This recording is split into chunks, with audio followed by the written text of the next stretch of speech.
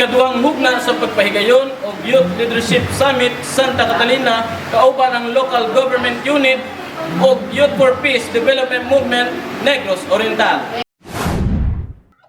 Ang Youth Leadership Summit o kun YLS Santa Catalina 2024 gipahigayon sa Caranoche Mangrove and Ecotourism Conservation Site sa Santa Catalina, Negros Oriental gikan sa Disyembre 21 hangtod 23 tuig 2024.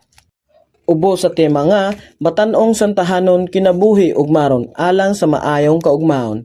Ang summit nakadani og 214 nga madasigon ng mga partisipante.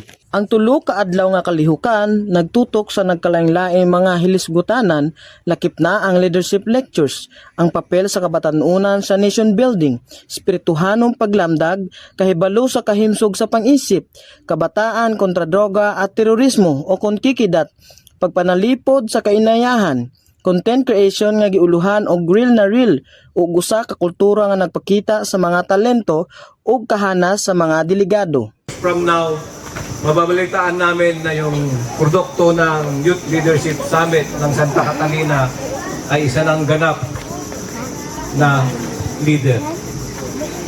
Kaya yung kapayapaan, kaginhawahan at pag-unlad ng Santa Catalina ay nakasalalay sa inyo, mga youth leaders ng Santa Catalina. Isang paalala, isang reminder lang na gusto kong i-share sa inyo. As a leader, lahat ng desisyon ninyo, lahat ng gagawin ninyo ay magiging tama kung ito ay para sa Diyos, para sa tao, at para sa bayan. Hindi kayo mawawala, magiging successful kayo.